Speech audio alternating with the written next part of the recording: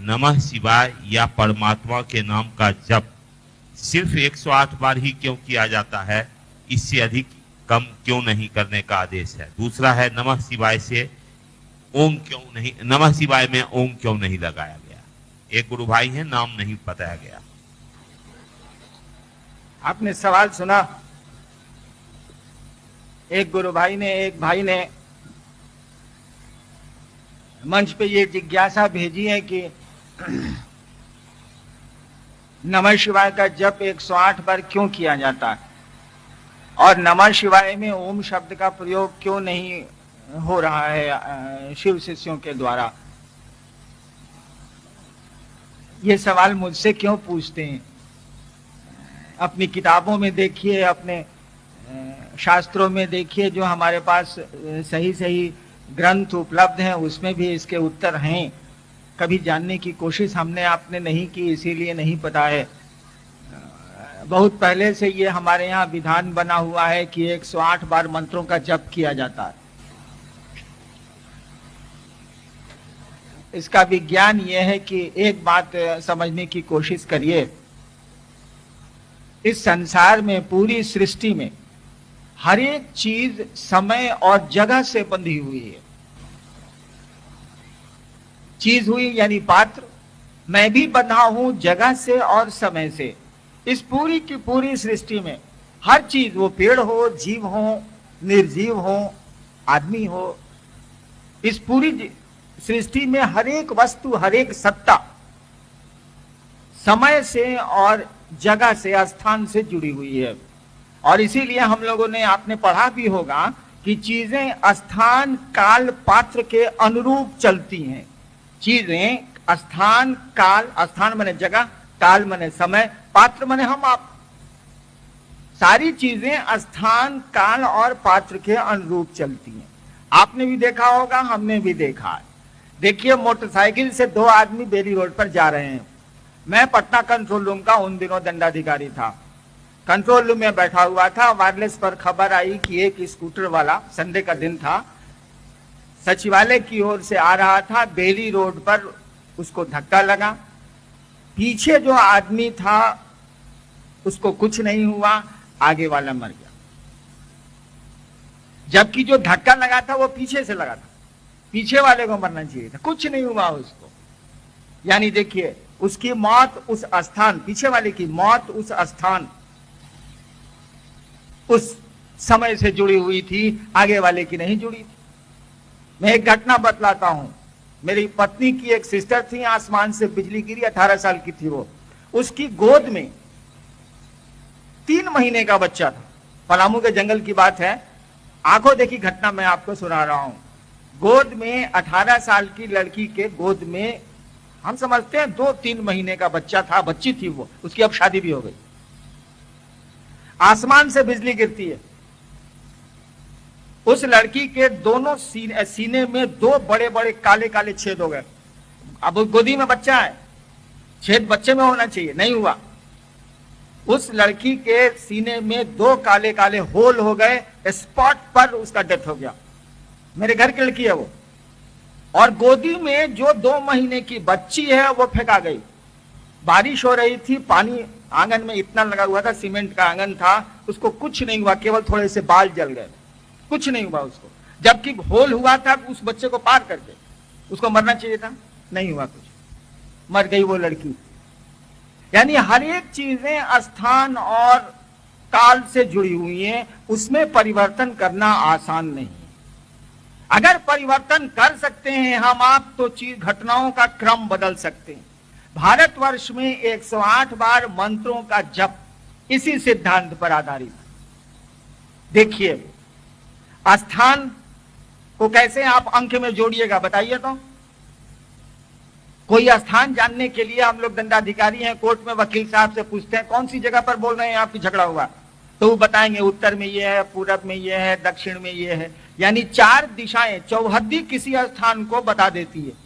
दिशाएं तो 10 हैं, लेकिन मूल दिशाएं 4 ही हैं, बाकी कोणिक दिशाएं हैं, कोने से निकलती। मूल दिशाएं 4 हैं। यानी किसी जगह की चौहद्दी आप बता दीजिए तो वो जगह तय हो जाएगी कि यही जगह है। यानी स्थान के लिए 4 अंक लिया गया, 4 लिया गया, 4। समय की गणना आज से बहुत पहले नक्षत्रों से होती थी, आज भी होती है। पंचांग जो निकलता है वो आपकी अंग्रेजी घड़ी से नहीं निकलता, पंचांग निकलता है नक्षत्रों से। 27 नक्षत्र हैं जो सूर्य के चारों ओर संचरण करती हैं। भारत का ज्योतिष यही है। समय पहले नक्षत्रों से निकाला जाता था, आज भी निकाला जाता है पंचांग में। यानी समय के लिए 27 लिया गया काल, और स्थान के लिए 4 लिया गया, चौहद्दी का 4, 4 दिशाओं का 4। 27 और 4 हो गया। मंत्र कौन जपेगा? हम जपेंगे, आप जपेंगे, पात्र जपेगा। यानी पात्र हो गया मंत्र का जप करता, यानी जप करने वाला। स्थान हो गया 4, समय हो गया 27। कहा कि जोड़ देते हैं 31 हो जाएगा। कहा नहीं, जोड़ नहीं सकते हो बाबू। 27 को 4 से और पात्र 1 से जोड़ दोगे, काम नहीं चलेगा, क्योंकि कोई भी कर्म फल सीधा नहीं चलता है। कर्म किसी ने किया, भोगना हमको आपको भी पड़ेगा। मैं अभी मर जाऊं, क्या आपके मन में जरा सा नहीं होगा, आदमिया तो ठीक है था, साला मर गया। यानी मरा मैं हूं, दुख आपको भी होगा। मेरे मरने से मेरे परिवार के लोगों पर उसका प्रभाव पड़ता है, मित्रों पर प्रभाव पड़ता है, मुझसे जुड़े लोगों पर प्रभाव पड़ेगा।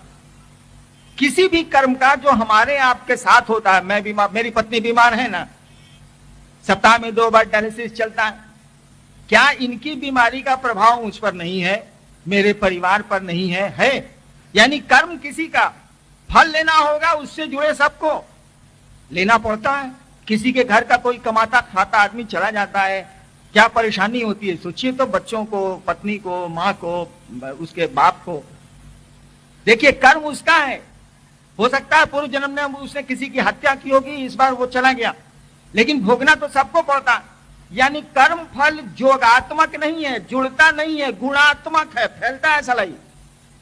कहा गया कि मंत्रों का जप अगर जप करता करेगा, पात्र अगर मंत्रों को जपेगा, तो स्थान और काल को तो प्रभावित कर देगा मंत्रों का देवता, लेकिन कर्म फल तो गुणा से चलता है, जोड़ से चलता नहीं है।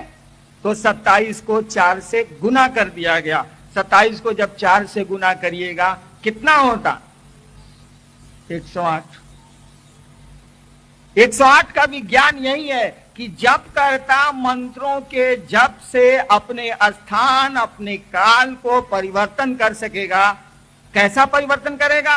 कोई आदमी दुख नहीं चाहता है, सुख चाहता है, कष्ट नहीं चाहता है, तो उन कष्टों को निवृत्त कर सकेगा मंत्र के जो देवता हैं उसके प्रभाव से जप करके। यही विज्ञान 108 का। और मंत्र क्या है? हर एक मंत्र का एक देवता होता है। कोई भी मंत्र होगा, हर एक मंत्र का एक देवता होता है, देवताओं के मंत्र होते हैं। नमः शिवाय शिव का मंत्र है, नमः शिवाय के देवता शिव कहे जाते हैं, शिव हैं। अब जहां तक नमः शिवाय में ओम लगने का सवाल है, यह सवाल इसलिए आप हमसे करते हैं कि पढ़ते ही नहीं है, किताब पढ़वे नहीं करते हैं आप।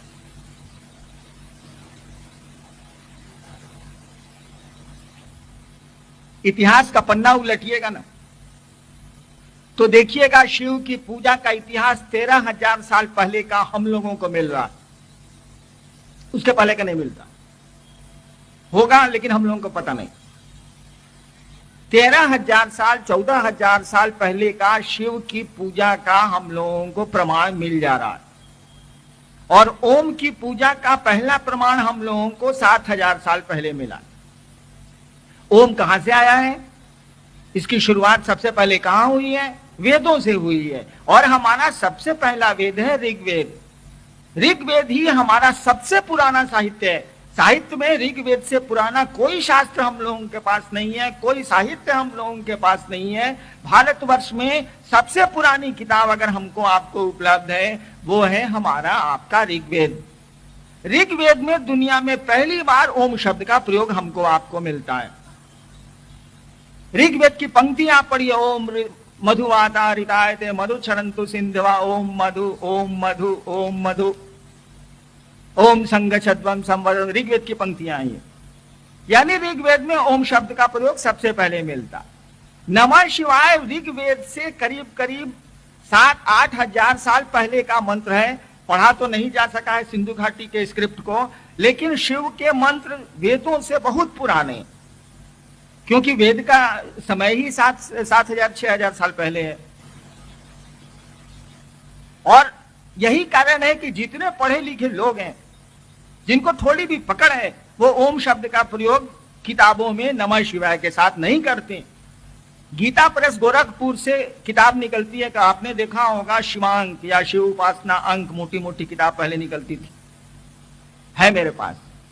उसके एक एक पन्ने को उलटिए आप, एक एक पन्ने पर लिखा हुआ है नमः शिवाय च नमः शिवाय, नमः शिवाय च नमः शिवाय, कहीं ओम का प्रयोग नहीं है। क्योंकि गीता प्रेस गोरखपुर में जो किताबें लिखते हैं लोग, वो जानते हैं कि ओम शब्द का प्रयोग नमः शिवाय में नहीं हुआ है, हुआ ही नहीं है। ओम बाद का मंत्र है, ठीक है, ये प्रणववाच्य है, ब्रह्मवाच्य है। ओम कहा जाता है कि शिव का निराकार स्वरूप है ओम, और साकार स्वरूप है नमः शिवाय, शास्त्र कहते हैं, किताबें कहते हैं। लेकिन नमः शिवाय पंचाक्षर है, इसीलिए आदि शंकराचार्य नमः शिवाय की स्तुति लिखते हैं, नागेंद्र हाराय से शुरू करते हैं, नागेंद्र हाराय त्रिलोचनाय। मुझको तो संस्कृत आती नहीं, आपको ज्यादा आती है। शंकराचार्य ओम से नहीं शुरू करते हैं। नमः शिवाय की स्तुति जो लिख रहे हैं, आपने देखा होगा किताबों में, वो भजन की जो किताबें हैं या स्तोत्र की जो किताबें हैं उनमें है। शंकराचार्य शुरू करते हैं नागेंद्र हाराय त्रिलोचनाय, मैं 9 से शुरू करते हैं, ओम से नहीं शुरू करते हैं। वैसे इसका विज्ञान, मंत्रों के विज्ञान पर जब आप जाइएगा तो स्पष्ट होगा। ये तो किताब की बात हुई, इतिहास की बात हुई, लेकिन मूल बात ये नहीं है। मूल बात है कि जो मंत्र सांस पे चढ़ते हैं उनमें ओम का प्रयोग नहीं होता। इसका अर्थ ऐसा नहीं समझ लीजिएगा कि नमः शिवाय में ओम का प्रयोग होता ही नहीं है, ऐसा नहीं है। ऐसा नहीं है कि शिव के मंत्रों में ओम का प्रयोग नहीं हुआ, ऐसा नहीं है। मात्र नमः शिवाय में ओम शब्द का प्रयोग हमारे शास्त्रों ने नहीं किया है, साधुओं ने नहीं किया है, लेकिन जो वैदिक काल के शिव के मंत्र हैं उनमें प्रयोग हुआ है।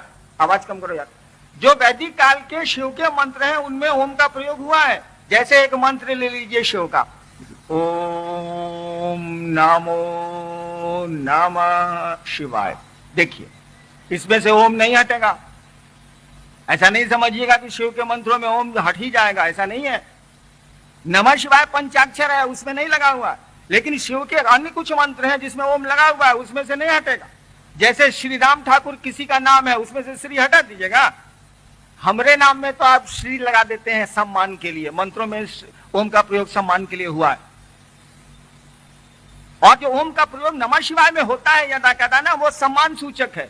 जब आदमी के नाम में सम्मान हम आप लगाते हैं, मोहम्मद लगाते हैं, श्री लगाते हैं, मिस्टर लगाते हैं, मास्टर लगाते हैं, तो मंत्र तो देवताओं का नाम है, उसमें तो लगेगा ही सम्मान सूचक शब्द। तो ओम को सबसे बढ़िया सम्मान सूचक माना जाता है, इसीलिए उसका प्रयोग होता है। लेकिन जब जब करिएगा तब नहीं प्रयोग होगा। ओम नमः शिवाय लिखना गलत नहीं है, बोलना भी गलत नहीं है, लेकिन उसको जब अपना बनाइएगा तो श्री हट जाएगा।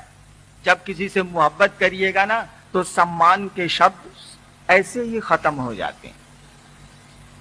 अपनी पत्नी को आप खत लिखिए दिल्ली से, ऊपर में लिफाफे पर लिखिएगा श्रीमती, पुकारते हैं श्रीमती?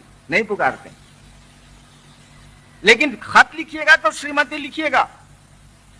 पिताजी हमको इलाहाबाद से खत लिखते हैं तो श्री हरिंद्रानंद लिखते हैं, उप सचिव पथ निर्माण विभाग बिहार पटना।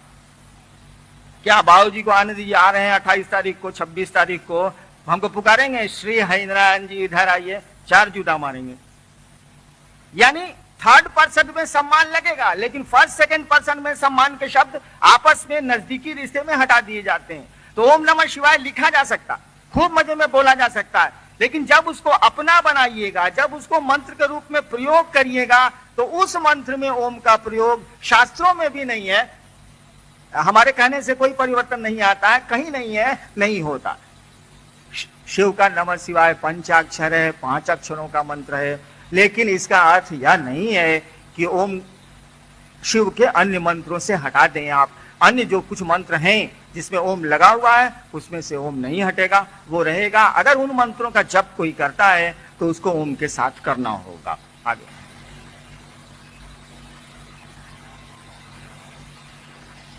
श्री राजा कुमार आरा से इन्होंने लिखा है कि आप कहते हैं कि डायरेक्ट शिव को अपना गुरु बना सकते हैं, तो क्या आप डायरेक्ट 33,000 वोल्ट अपने घर में लाइन में क्यों नहीं लिए, 220 वोल्ट क्यों लिए हैं? क्या राम को पता नहीं था कि शिव गुरु है? अगर था तो शारीरिक गुरु से क्यों नहीं ज्ञान प्राप्त किए? भगवान शनि ने बृहस्पति भगवान को अपना गुरु बनाए, डायरेक्ट शिव गुरु से क्यों नहीं जुड़े? ये तो मैं उत्तर नहीं दे सकता कि पहले क्या हुआ, लेकिन हम लोगों का जीवन तो डायरेक्ट चलता, बीच में किसी का इंटरफेरेंस कोई सुन नहीं रहा। हमारे आपके जीवन पर तो सीधा नियंत्रण ईश्वर का, बीच में कोई है मददगार हम लोगों का? घटनाएं तो घट जा रही हैं, हम लोग रोक के चुप हो जा रहे हैं, कुछ नहीं कर पाते। तो जब सीधे नियंत्रण ईश्वर का है और वही गुरु है तो उसको गुरु क्यों नहीं बनाया जा सकता है? भगवान राम की बात तो नहीं जानता मैं, वो तो ईश्वर थे और उस समय का क्या डिमांड था, काहे के लिए वो आए थे, इस पे हम आपसे कुछ नहीं बात कर सकेंगे। भगवान कृष्ण क्यों आए थे और उन्होंने यहाँ क्या किया? वैसे किताबों में लिखा है कि वो लोग क्यों आए थे और उन्होंने जो आए थे वो करके गए, वो लोग पूरा कर लिया। इसके लिए नहीं आए थे कि वो ज्ञान देंगे दूसरों को। गुरु का काम न भगवान राम ने किया है न भगवान कृष्ण ने किया है। उन्होंने तो साफ कह दिया, यदा यदा ही धर्मस्य ग्लानिर्भवतु भारत, जब जब धर्म की हानि होगी तब तब मैं साधुओं की रक्षा करने के लिए और दुष्टों के विनाश के लिए आऊंगा। और भगवान राम ने भी ऐसा ही कुछ कहा है, जैसा तुलसीदास जी ने लिखते हैं, बाढ़ही कौंची असुर, हमने तो पढ़ा नहीं है, खल अभिमानी। तो जो आदमी जिस काम करने, मुझको कहिए कि मैं मास्टरी करूं, भैया मैं एडीएम हूं, मास्टरी कैसे कर सकता हूं? शिक्षक तो हूं नहीं, बच्चों को पढ़ाता तो हूं नहीं, बीए पास तो मैं भी हूं, लेकिन पढ़ाने का काम नहीं करता। तो ईश्वर के रूप में यहाँ बहुत सारे लोग आए हैं, ईश्वर के अवतार हुए हैं, वो अपने अपने प्रयोजन से आए हैं और अपना काम करके धरती से चले गए हैं। तो जो ज्ञान देने का काम करेगा वो ज्ञान की बात बोलेगा। तो बहुत सारे गुरु आए तो उन्होंने गुरु का काम किया, भगवान राम और भगवान कृष्ण ने तो गुरु का काम किया नहीं हमारी धरती पर, जो हमको अब तक प्रमाण मिलते हैं, जो किताबें बोलती हैं। ईश्वर का सीधा नियंत्रण है, मूल गुरु तो ईश्वर ही है और उनको सीधे गुरु बनाया जा सकता है। बताइए ना, हम लोग अपने जीवन के लिए, अपनी खुशियों के लिए तो सीधे महादेव से कहते हैं, कहां कोई बीच में आता। ज्योतिषी के पास चले जाइए, मैंने ज्योतिष विज्ञान भी पढ़ा है शुरू के दिनों में। भारतवर्ष के किसी ज्योतिषी के पास चले जाइए, अगर आपकी जन्म कुंडली में, आपके हॉरोस्कोप में कुछ गड़बड़ योग चल रहा है तो थोड़ा मोड़ा गड़बड़ होगा तो हम लोग तो बना देते हैं कि आप शनिवार को ये करिए, रविवार को ये करिए, बृहस्पतिवार को ये करिए, चलिए। लेकिन जब ज्यादा गड़बड़ हो गया, जैसे मान लीजिए काल सर्प योग किसी के जन्म कुंडली में आ गया, तब हम लोग क्या करते हैं? यार ज्योतिषी क्या करते हैं, मैं तो ज्योतिष का काम करता नहीं, क्या करते हैं वो लोग? कोई बड़ा से बड़ा ज्योतिषी हो भारतवर्ष का या छोटा से छोटा, वो क्या बोलता है? जाइए रुद्राभिषेक करा लीजिए, जाइए वो पार्थिव शिवलिंग का पूजन कर लीजिए, जाइए नमः शिवाय का, ओम नमः शिवाय का जो जानता है नमः शिवाय का जप कराइए। यानी वो ज्योतिषी भी आपको कहता है कि सीधे जाइए और महादेव की पूजा कराइए, क्योंकि यही आपकी जान को बचा सकते हैं। अगर बचा सकते हैं तो दूसरा कोई नहीं। सभी ज्योतिषी अंत में आपको शिव को रेफर कर देंगे, कोई भगवती को रेफर नहीं करता है। जब संकट की स्थिति जातक में पैदा होती है तो कोई दूसरे देवताओं को ज्योतिषी रेफर नहीं करता है, सीधे कहता है कि चले जाइएगा बनारस, वहां पैसा दीजिएगा, रुद्राभिषेक हो जाएगा, या अपने से करिए नमः शिवाय का जप, या पंडित जी लोगों को बुला के कराइए, या पार्थिव शिवलिंग का पूजन कराइए अपनी पत्नी से। यानी शिव को रेफर कर देता है। तो सभी जब शिव को रेफर करते हैं, हम आप भी शिव के पास मंदिरों में अपनी कामनाएं, अपनी इच्छाओं के लिए जाते हैं। गुरु मानने में बीच की जरूरत है क्या? मैं तो नहीं समझता कि बीच की जरूरत। पहले क्यों नहीं शिव को गुरु माना गया? तो इतिहास के पन्ने और पुराण के पन्ने तो बोलते हैं कि लोगों ने शिव को गुरु बनाया है और शिव उनके गुरु हुए हैं और बड़े काबिल लोग हुए। शिव के शिष्य मच्छंद्रनाथ ने कहा, साफ कहा, वो तो इतिहास के पुरुष हैं, उन्होंने कहा कि शिव मेरे गुरु हैं। मच्छंद्रनाथ के शिष्य थे गोरक्षनाथ, वो कहते थे कि शिव मेरे पितामह गुरु हैं, यानी गुरु के गुरु हैं। शिव के शिष्य हुए हैं, उन्हीं के समकालीन थे जालंधर नाथ। दक्षिण भारत में अपर हुए हैं, शिव के शिष्य मणिवासकर हुए हैं, तिरुमूलर हुए हैं। ऐसा कुछ भी नहीं है। और सोचिए तो जब सृष्टि बनी होगी तब कौन सा आदमी गुरु बना होगा। कहा जाता है वेद तो ईश्वर की वाणी है। देखिए वेद के बारे में कहा जाता है ये ईश्वर की वाणी है, यानी ईश्वर ने कहा है, वो आदमी की बोली नहीं कही जाती है। कहा जाता है वेद ईश्वर की वाणी, यानी डायरेक्ट तो चीजें आपको मिलती ही हैं। बाद में ना लोग बीच में आए हैं, शुरू में तो वही ईश्वर था और लोग थे, उसी से ज्ञान लोगों ने लिया होगा। कोई आदमी तो बीच में आया तो बाद में आया। इसलिए शिव तो गुरु डायरेक्ट खूब मजे में हो सकते हैं। और वोल्टेज का जहां तक सवाल है, डायरेक्ट वोल्टेज तो हम लोगों को मिल रहा है तभी न जिंदा है। वोल्टेज वहां कट जाता है, करंट कट जाता है, सांस बंद हो जाती है, कोई नियंत्रण तो हमारा आपका नहीं है।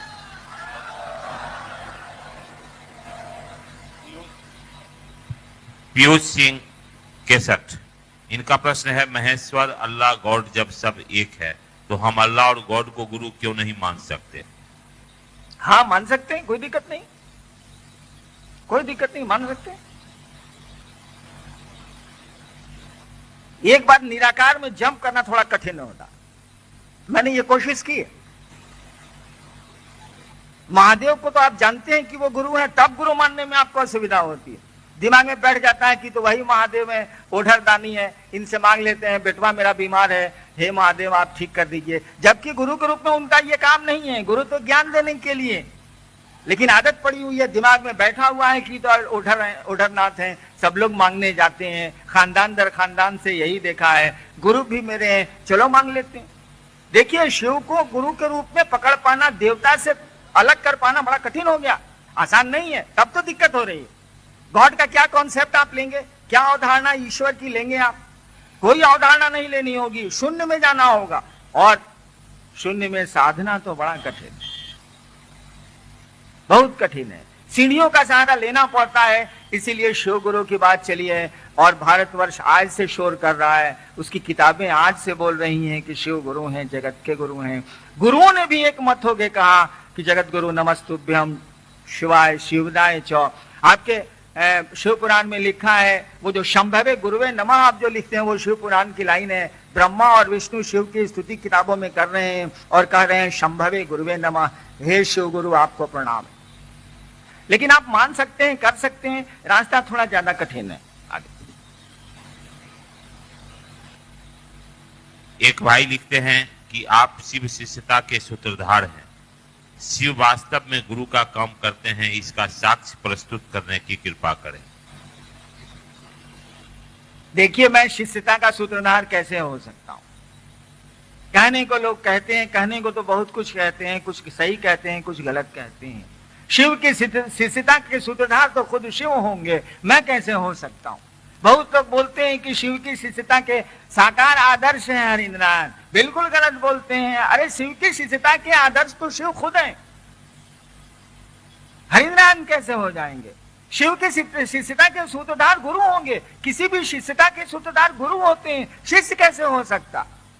मैं कैसे उनका सूत्रधार हो सकता हूं शिष्यता का? अरे शिष्यता के सूत्र का धागा पकड़ने वाला तो गुरु होता है, दूसरा कौन होगा बीच में? आप गलत बोल दीजिएगा, मैं थोड़े ही मान लूंगा इस बात को। मैं सूत्रधार नहीं हूं, शिष्यता के सूत्रधार खुद शिव ही हैं। कोई भी गुरु तो किसी भी शिष्यता की बात करिएगा, दूसरे गुरुओं की भी, तो शिष्यता के सूत्रधार गुरु खुद होते हैं। और शिष्यता का साकार आदर्श हरिंद्रनाथ जैसा थर्ड क्लास आदमी कैसे हो जाएगा? नहीं संभव है। शिव की शिष्यता का साकार आदर्श संभव नहीं है भाई साहब, आसान नहीं है वो। शिव का शिष्य होना भी आसान नहीं है। हम लोग तो प्रयास कर रहे हैं, प्रयास में जो अच्छा लगा है तो कहने चले आए हैं कि भैया मान के देखिए, चलिए कुछ अच्छा लगता है। और यहाँ लाभ हानि सोच के थोड़े ही कोई आता है। मोहब्बत में लेना थोड़े ही होता है, देना पड़ता है। आप भक्ति करें तो जरा, किसी की भक्ति करें तो, भक्ति क्या है आपको तो हमसे बढ़िया मालूम है। भक्ति किसको कहते हैं? अरे भक्ति प्रेम को कहते हैं। पूजा क्या है? पूजा प्रेम है और कुछ नहीं है। वो लैला ने मजनू से प्रेम किया था, वो मीरा ने कृष्ण से प्रेम किया था, वो खुदा से मंसूर ने इश्क किया था, वही प्रेम है और क्या। लेकिन हमारे यहाँ भाषा का नियम है कि बच्चों से प्रेम करिएगा तो लिखा जाएगा, बोला जाएगा स्नेह, बराबर में प्रेम करिएगा तो बोला जाएगा प्रेम, और बड़ों से प्रेम करिएगा तो कहा जाएगा श्रद्धा, और देवताओं से, ईश्वर से प्रेम करिएगा तो शब्द का इस्तेमाल होगा भक्ति। चीज तो सब एक के। मीरा रानी दीवानी कहने लगी, वो तो गली गली हरि गुण गाने लगी। धरती के प्रेम में भी ऐसा होता है, लौकिक प्रेम में भी ऐसा होता। मंसूर के साथ भी वही स्थिति थी, मीरा के साथ भी वही स्थिति है। प्रेम दीवानापन पैदा करता है, वो खुदा से हो या आदमी से हो, यही है भक्ति। और प्रेम में आप देते हैं कि लेते हैं, जरा हमको समझाइए तो। किसी से प्रेम करिएगा, आप अपने बच्चे से प्रेम करते हैं। एक आदमी है जो अपने बीवी और बच्चों से प्रेम करता, उसको 2 रोटी मिली है 2 दिन भूखे रहने के बाद, या 3 रोटी मिली है आज खाने को 2 दिनों के बाद, वो घर लेके जाता है। तो उसके 2 बच्चे हैं, 1 पत्नी है। वो जाके घर में कहेगा, लो तुम लोग 1-1 रोटी खा लो, 3 रोटी है, हम भर पेट खा के आए। बोलेगा वो, क्यों? कि वो बच्चे और बीवी से प्रेम करता है। वो भूखा रह जाएगा लेकिन वो भोजन उसको करा देगा, अपने फटा कपड़ा पहन के रह जाएगा, लेकिन बच्चे और पत्नी के लिए जैसे व्यवस्था होगी पहले उसकी व्यवस्था करेगा, क्योंकि प्रेम करता है वो। और जो लोग अपने बच्चों को प्रेम नहीं करते हैं, वो हत्याएं करते हैं कि नहीं करते हैं। अभी हाल 15 साल पहले एक पिता ने अपने दोनों बच्चों की हत्या की थी। रांची हाईकोर्ट में केस चला था कि नहीं चला था, और सजा हुई थी कि नहीं हुई। यानी प्रेम में देना पड़ता है, वहां लेने जैसा कुछ नहीं है। हर जगह जहां भी आप मोहब्बत करेंगे आपको देने का मन करेगा। तेरे सुख तेरे दुख अब मेरे, मेरे सुख अब तेरे, यानी मेरा सुख अब तेरा है और तेरा दुख अब मेरा है। और जानते हैं, शिव का नाम एक हर है, भगवान का नाम एक हरि है। यह शब्द कहां से प्रयोग हुआ है? हम लोग नहीं बोलते हैं हर हर महादेव, चाहे हम लोग बोलते हैं हरि माने भगवान विष्णु। ये दोनों शब्द के अर्थ क्या है? हरि का किस शब्द से बना है? हरि माने हरण करने वाला, चोरी करने वाला। क्या चुराते हैं परमात्मा? क्या हर भगवान महादेव चुरा लेते हैं? क्या भगवान विष्णु आपसे चुराते हैं? उनको क्यों हर और हरि कहा जाता है? हरण क्यों करते हैं वो? इसीलिए कि उनको कहा जाता है ना कि आप उनसे मोहब्बत करिएगा, आप उनको अपना बनाइएगा, तो अपने दुख तो अपने ईश्वर को दीजिएगा नहीं, अपने भगवान को दीजिएगा नहीं, उसके दुख मांगिएगा। लेकिन वो भी तो आपसे मोहब्बत करता है, इसीलिए। और जब आप उसको दुख नहीं दीजिएगा तो उस भगवान को आपके दुख को चुराना पड़ता है। वो चुराते हैं अपने भक्त से, अपने प्रेमी से उसके दुख को। कौन सा दुख? जन्म जन्म के चक्र का दुख, बंधनों का दुख वो चुराते हैं। इसीलिए उनका नाम हरि है, इसीलिए उनका नाम हर है। और इसीलिए चैतन्य महाप्रभु कहा करते थे कीर्तनिया हरि। चैतन्य महाप्रभु कहा करते थे भगवान कृष्ण के बारे में कीर्तनिया हरि, यानी हरि जो है वो कीर्तन में है। क्यों? कीर्तन करते करते करते करते वो भक्त भूल गया अपने अस्तित्व के बारे में, और वो जो भगवान है जब ये खो गया अपने में, इसको कुछ याद नहीं है, कुछ शुद्ध नहीं है, तो वो भगवान इसके दुख को चुरा लेंगे। इसीलिए कहा जाता है कीर्तनिया हरि। भगवान को कीर्तन में मन लगता है और सत्संग में मन लगता है, क्योंकि सत्संग में लोग अपने को भुला जाते हैं, कीर्तन में भुला जाते हैं, और वो परमात्मा लोगों के दुख को चुरा लेता है। क्योंकि आप दीजिएगा नहीं, जिसको प्रेम करते हैं उसको दुख तो दीजिएगा नहीं, और सुविधाएं तो उसको दीजिएगा नहीं, बल्कि उसकी लीजिएगा। ठीक वही गुरु शिष्य का भी रिश्ता है, ये भी प्रेम और मोहब्बत का रिश्ता है।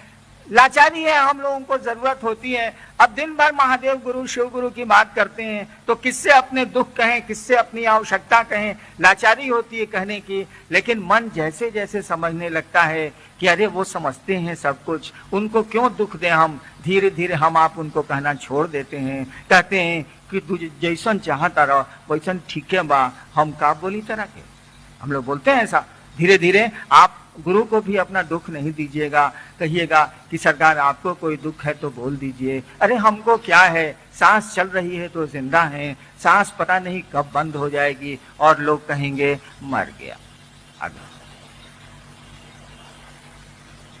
मात्र 3 सूत्र ही शिव शिष्यों को आदेशित है, परंतु किसी भी जिले के एक एक गांव में अध्यक्ष, कोषाध्यक्ष इत्यादि पद का कुछ गुरु भाइयों द्वारा नियुक्त किया जाता है। ये गांव गांव में अध्यक्ष अपनी मनमानी करते हैं, और जिन्होंने उन्हें नियुक्त किया है उसके द्वारा पद का सामाजिक प्रलोभन प्राप्त कर शिव शिष्यता के कार्य में अंधकारपूर्ण स्थिति उत्पन्न करते हैं। तो क्या एक शिव शिष्य स्वतंत्र है सभी गांव के अध्यक्षों के अनेक गलत बातों का पालन करे जो कि आध्यात्म के राह में बिल्कुल गलत होगा, या मात्र 3 सूत्र का ही पालन करे? बिल्कुल नहीं। देखिए, 2 चीजें, एक व्यवस्था जनित है, एक आध्यात्म जनित है। जैसे व्यवस्था जनित बात मैं आपको बताता हूं, मैं अभी आपके बीच में चला जाऊं, आप मुझको चलने देंगे? नहीं चलने देंगे। कोई गोड़ छुएगा, कोई कुछ करेगा, कोई कुछ करेगा, लाख समझाता हूं कोई नहीं मानेगा। अब व्यवस्था का दोष है कि साले हरिंद्रानंद चिड़ियाघर की तरह पिंजड़ा में आते हैं, उधर बैठते हैं और उधर कि आप मेरे भाई हैं, मेरे दर्द, मैं आपका दर्द समझता हूं और मुझको दर्द है आपके लिए और मैं शीशा नहीं उतार सकता। सोचिए, ये व्यवस्था का दोष है। मैं कुछ नहीं कर सकता, चाहता हूं ऐसा ना। हम लोग सचिवालय में रहते हैं और चपरासी सामने प्रणाम करता है तो हम लोग शीशा उतार देते हैं, एसी चलता रहता है, हम लोग शीशा उतार देते हैं कि असभ्यता है। सचिवालय में मैं उतार देता हूं, चपरासी जब पनबट्टा और पानी लेके शाम में 6:30-5 बजे जब आता है गाड़ी में रखने के लिए तो प्रणाम करता है, मैं शीशा उतार देता हूं, एसी चलता रहता है गाड़ी का, कि सामने खड़ा है प्रणाम कर रहा है या हमारा पीए है, मैं ऐसे प्रणाम का जवाब देता हूं शीशा उतार के। इतना कि मेरे आप सब कुछ हैं, मेरी फुलवारी के फूल हैं आप, और मैं शीशा चढ़ा के आपके सामने से गुजरता हूं। क्यों गुजरता हूं? लाचारी है, कोई उपाय नहीं है। क्योंकि कई बार मैंने शीशे उतारे हैं, लोगों ने मेरा या तो कपड़ा फाड़ दिया है या हाथ घुसा दिया है, पांव पर उनके गाड़ी चढ़ जाएगी। मेरी पत्नी का अब तक 20 बार प्लास्टर हो चुका है। जितने गुरु भाई 15 साल से हैं सबने देखा है, 20 बार पांव में इनका प्लास्टर हो चुका। अब तो कोई लाचारी है, कोई उपाय नहीं है। तो ये व्यवस्था का दोष है, मैं कुछ नहीं कर सकता। मेरी तो स्थिति आपसे बड़ी बदतर है। मेरी तो ये स्थिति है, सारा चिड़ियाघर का जो बंदर है वो आपसे हमसे ज्यादा अच्छी स्थिति में। बंदर की तरह पिंजरे में मैं लाया जाता हूं और बंदर की तरह मुझको फिर पिंजरे में पहुंचाया जाता है। मैं जहां ठहरता हूं, अभी स्टेशन में जाऊंगा, देखिएगा किस तरह से मेरे चारों ओर लोग रोके रहेंगे। लोगों को काहे रोकने की जरूरत है भाई? इसीलिए कि आप मानते नहीं है। आप हवा पूछते हैं हरिंद्रानंद को, भैया जैसे हम महादेव के चेला है वैसे आप भी महादेव के चेला है। साला हरिंद्रानंद में क्या रखा हुआ है जो हवा पूछते हैं आप? अगर मुझको गुरु होना होता तो मैं गुरु हो गया रहता। अरे शिव गुरु है, आपके भी गुरु हैं, मेरे भी गुरु हैं। हम लोग तो एक तख्त के लोग हैं, एक सिंहासन के लोग हैं, एक जमीन के लोग हैं। हम भी चेला है महादेव के, आप भी चेला है। इस मंच से कोई प्रवचन थोड़े ही देता है, कोई उपदेश थोड़े ही देता है। अरे हम लोग चर्चा करते हैं कि शिव को गुरु माना है, ये दुख होता है, ये सुख होता है। चलो यार हम लोग शिव को गुरु मान के देखते हैं क्या होता है। अब तक कुछ हुआ नहीं है। अरे जिंदगी और मौत और बीमारियां तो जीवन का सामान्य नियम है, आती हैं जाती हैं, लोग आते हैं और जाते हैं। लेकिन जिंदगी में बंधन नहीं फील हो, जिंदगी में हम आप मुक्त हो जाएं, इससे बड़ी मुक्ति नहीं होती है भाई साहब। जीवन मरण किसी कीमत की चीज नहीं है। देखते हैं, एक बार मैं आपको बताता हूं, आज से 10 साल पहले मैंने एक 501 रुपए में स्कूटर खरीदा था। पटना कंट्रोल रूम में मजिस्ट्रेट था उन दिनों, 10 साल नहीं ज्यादा हो गए, 15-16 साल हो गए। मैंने 501 रुपए में गांधी मैदान थाना से एक स्कूटर खरीदा। पहली बार अपनी जिंदगी में एक सवारी खरीदी मैंने। स्कूटर 501 रुपए में कैसा मिलेगा आप सोच लीजिए। मैं उसको ठेले पर लाद के बेली रोड में जो मेरा डेरा था, आप लोग पहले गए होंगे, उस डेरे के नीचे साले को लाया और ठेला का उलट दिया। स्कूटर फटाक से जमीन पर गिर गया। वो तो ठेला पर लाद के लेवे किए थे। 501 रुपए में कैसा स्कूटर रहेगा? रात का जब 9 बजा तो मेरे बच्चे यहीं है बैठे हुए, बड़ा लड़का तो यहीं आया है आज।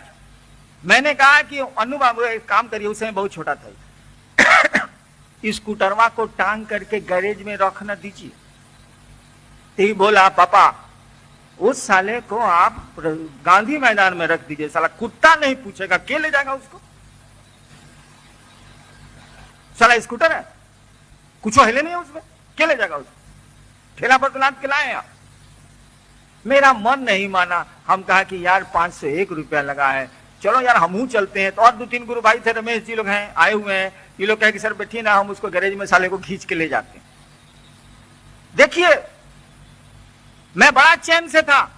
साला 501 रुपये का स्कूटर खरीदा अपने आराम के लिए, अब उसके आराम के लिए मैं जिंदा हो गया। अपने आराम के लिए स्कूटर किना मैंने अब उसके आराम के लिए परेशान हूं कि कोई उठा तो नहीं ले, कुछ गड़बड़ तो नहीं हो जाए। मेरे पिताजी अब 80 साल के हो गए, मेरा संबंध भी बक्सर में है। मेरे पिताजी अक्सर ये 80 साल के होने जा रहे हैं। एक बार आए थे 5-6 साल पहले पटना, वो सुबह आए शाम को जाने लगे। हम कहा बाबूजी कहाँ जाता नहीं? तो जाता नहीं मुजफ्फरपुर। हम कहा आजे नहीं हो, आजे जाता नहीं। मेरे पिताजी ने कहा कि देखो घर के खिड़की खुले छूट गई बा, तेज हवा आई तो शीशवा टूट जाई, वही से सोचता नहीं जाए के। हमने मेरी बोली खराब है आप जानते हैं, माफी मांगता रहता हूं।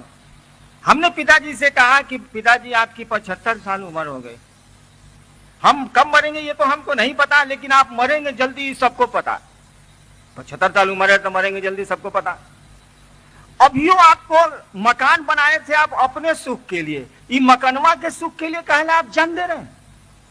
तो जिंदगी में तो हम लोग जिस चीज को पकड़ते हैं उसी के गुलाम हो जा रहे हैं। मन चैन में हम लोगों का कहां है? चलिए तो ऑफिस फ्लैट में मेरा 2 बजे रात तक दरवाजा खुला रहता है, बगल वाले को 11 बजे रात में जाए खटखटाइए तो निकलेगा बताइए सला। मैं चंग है माथा लोगों का, परेशान है लोग। तो जिंदगी में ही तो हम लोग घुट घुट के मर रहे हैं, जिंदगी में ही तो कोई सुख नहीं मिल रहा है। मरने के बाद तो गंजन क्या होता है ये तो हमको पता है, मैं जानता हूं। शिव गुरु होंगे तो कम से कम जीने की कला तो सीख लेंगे हम आप, परेशान तो कम हो जाएंगे, जिंदगी की भाग दौड़ तो कम हो जाएगी। गुरु ज्ञान देते हैं, ज्ञान का अर्थ जानते हैं क्या होता है? ज्ञान का अर्थ होता है समझ, और कुछ नहीं होता है। भगवान बुद्ध को ज्ञान हुआ था, इसका मानी है भगवान बुद्ध को समझ पैदा हुई थी। सम्यक ज्ञान आप हम सुनते हैं, सम्यक ज्ञान का मानी होता है पूरा का पूरी की पूरी समझ, और कुछ नहीं। हम लोगों को समझ नहीं है, सूचना है। हम लोगों को समझ नहीं है, सूचना हम लोगों को है। क्या सूचना है? हम लोग एक दिन जाएंगे। समझ नहीं है, समझ हो जाए तो व्यवहार बदल जाएगा, हंगामा मन का कम हो जाएगा, भाग दौड़ कम हो जाएगी, झंझट कम हो जाएगा। ट्रेन में हम लोग चलते हैं तो क्या बोलते हैं, भाई साहब पहले लड़ रहे हैं, रात 2 घंटे का तो रास्ता है, चुपचाप रहिए ना, जरा घसक जाइए, बैठने दीजिए। भाई साहब पहले लड़ते हैं, रात भर की यात्रा के लिए झूठो लड़ रहे हैं। बताइए तो भाई साहब हम लोग कितनी देर की यात्रा में यहाँ हैं? सुनते हैं हम लोग, सूचना हमको आपको है, समझ नहीं है। ट्रेन में समझते हैं कि रात भर की यात्रा है या 4 घंटे की यात्रा है, क्या झगड़ा करना है। लेकिन जिंदगी में कितनी देर की यात्रा है हमको आपको किसी को नहीं मालूम, लेकिन समझ नहीं पाते। गुरु यही समझ देते हैं, गुरु यही ज्ञान देते हैं। सही गुरु होगा तो यही ज्ञान देगा। जिंदगी की भाग दौड़ कम हो जाएगी, जिंदगी में जो अकबकाहट में हम लोग जी रहे हैं, मन शांत होने लगेगा। इसलिए सही गुरु की आदमी को तलाश करनी चाहिए, सही गुरु के आश्रम में जाना चाहिए। श्री उमेश जी, ना ना ना ना, बक्सर का ये महोत्सव आपने मुझको बुलाया। मैं शिव का शिष्य हरिंद्रानंद अपना सौभाग्य मानता हूं कि आपके बीच में आया। महादेव मेरे गुरु हैं, शिव मेरे गुरु हैं, और इस हैसियत से कि मैं शिव का शिष्य हूं, आप इस चिलचिलाती धूप में भी बैठे रहे हैं, परेशानियां उठाते रहे हैं, और सुविधाएं झेला है, आप झेली हैं आपने। मैं महादेव का चेला, महादेव का अदना सा शिष्य, ये कामना करता हूं कि आपका जीवन सुखमय हो। मेरी आवाज जहां तक जा रही है या जो लोग मुझको सुन रहे हैं, उनका जीवन सुखमय हो, शिवमय हो, शिव उनके गुरु हो, जिंदगी में दुख आपके कम हो, मन शांत हो। ऐसी मेरे गुरु शिव आप सबों पर कृपा करें, आप सबों पर दया करें। इस प्रार्थना के साथ, इस कामना के साथ आपको कष्ट हुआ इसलिए माफी मांगते हुए आप सबों को अपना प्रणाम निवेदित करता हूं। और जब भी आप चाहें मैं अपने आवाज पर आपका स्वागत करने को तैयार रहूंगा। आपको मेरा प्रणाम।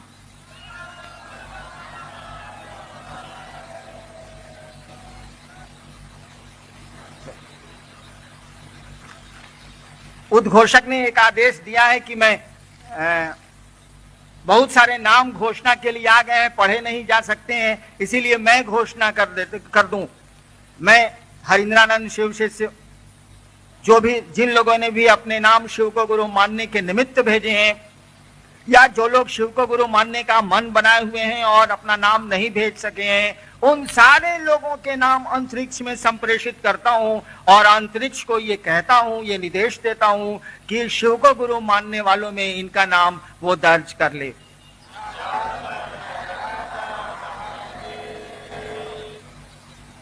प्रोग्राम और थोड़ी देर चलेगा, मुश्किल से 10 मिनट और। आप शांत चित्त निकलेंगे। देखिए, आपके गुरु शिव हैं। और गोरखनाथ ने बड़ा सुंदर कहा था एक बार कि वो हब की न बोली वो, ठब की न चली वो, धीरे धरी वो पाँव। यानी हबर हबर नहीं बोलेंगे, ठबक ठबक के नहीं चलेंगे, धीरे धीरे पाँव रखेंगे, धीरे धरीवा पाँव, गोरखनाथ ने कहा था। और आगे कहते हैं कि भरत गोरखनाथ। इसीलिए आपने शिव को गुरु माना है, आपका कार्यक्रम है, बड़े इत्मीनान से मेरा प्रणाम स्वीकार करिए और प्रस्थान करिए।